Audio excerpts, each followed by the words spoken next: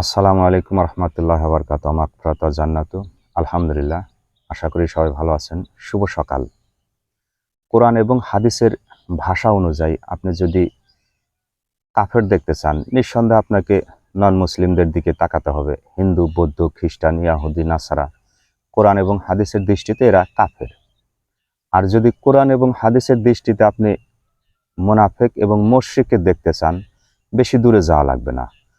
আমাদের মতো অসংখ্য মুসলমান আছে, এরাই মুনাফিক এবং মুশরিক, যা কাফেরের। নবী করিম সাল্লাল্লাহু আলাইহি সাল্লাম একদিন মসজিদে নববীর ভিতরে বসে আছেন, তার সাহাবীদেরকে নিয়ে কোরআন এবং হাদিসের কথা বলতেছেন। ইতিমধ্যে হযরত আব্দুল্লাহ ইবনে ওবায়দার পুত্র এসে নবী করিম সাল্লাল্লাহু আলাইহি সাল্লামকে বললেন, ইয়া রাসূলুল্লাহ, আমার পিতা মারা গেছেন, তো আমার পিতার জানাজা আপনাকে করতে হবে এবং পিতার একটা ওসিয়ত যে আপনার পরনে জুব্বা মোবারক আছে, এই জুব্বা মোবারক দিয়ে তাকে দাফন সম্পন্ন করতে হবে। তো এক পর্যায়ে নবী করিম সাল্লাল্লাহু আলাইহি সাল্লাম যখন আব্দুল্লাহ ইবনে উবায়দার জানাজা দাফন সম্পন্ন করে মহান রব্বুল আলমিনের নিকট হাত তুললেন, আল্লাহর কাছে দোয়া চাইলেন, বললেন, ইয়া রব্বুল আলমিন, আব্দুল্লাহ ইবনে উবায়দার প্রতি আমি রাজি ছিলাম, আপনি তার প্রতি রাজি থাকেন, খুশি থাকেন।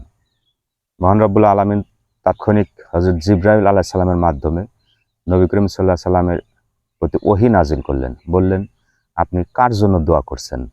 আব্দুল্লাহ ইবনে উবায়দা মুনাফিক এবং মুশরিক, তার জন্য মহান রব্বুল আলামিন দোয়া কবুল নেবেন না। এক পর্যায়ে নবী করিম সাল্লাল্লাহু আলাইহি সাল্লাম বললেন, দোয়া কবুল হবে না কারণ কি? সে তো মুসলমান ছিল। আব্দুল্লাহ ইবনে উবায়দা নবী করিম সাল্লাল্লাহু আলাইহি সাল্লামের পিছনে ডাইনে বামে কাতারে নামাজ পড়ছেন, এমনকি নামাজ, রোজা, হজ, যাকাত, অসংখ্য দান খারাত করছেন, তারপরেও সে মুনাফিক এবং মুশরিক হয় কিভাবে? মহান রব্বুল আলামিন তখন সূরা তৌবার ৮৪ নম্বর আয়াতের নাজিল করে বললেন যে আব্দুল্লাহ ইবনে মুনাফিক এই কারণে, নবী করিম সাল্লাল্লাহু আলাইহি সাল্লাম যখন মক্কা মদিনাতে ইসলাম প্রতিষ্ঠার জন্য পেরেশান ছিলেন, ন্যায় প্রতিষ্ঠার জন্য, কোরআনের শাসন কায়েমের জন্য যখন পেরেশান ছিলেন, আব্দুল্লাহ ইবনে উবায়দা তখন মনে মনে নারাজ ছিলেন। কারণ তিনি বলতেন যে, ইয়া রাসূলুল্লাহ, আমরা তো হকের পথে আছি, আমরা তো নামাজ, রোজা, হজ, যাকাত সবকিছু করতেছি, আপনার কেন এত ন্যায় প্রতিষ্ঠার জন্য এত পেরেশান হওয়া লাগবে? তো এক পর্যায়ে যখন মহান রব্বুল আলামিন নবী করিম সাল্লাল্লাহু আলাইহি সাল্লামকে পুরাই নিষেধ করলেন যে কোনো মুনাফিক এবং মুশরিকের দোয়া কবুল হবে না। কাম টু দ্য পয়েন্ট, সেই 1450 বছর আগের সূরা তৌবার ৮৪ নম্বর আয়াতের তাফসির অনুযায়ী বর্তমান প্রেক্ষাপটে আমি আপনি অসংখ্য মুসলমান আছি, নামাজও পড়ি, রোজাও রাখি, মসজিদ, মাদ্রাসা, এতিমখানা, লিল্লা বোর্ডিংয়ে দান খয়রাত করে একবারে উল্টা ফালাই।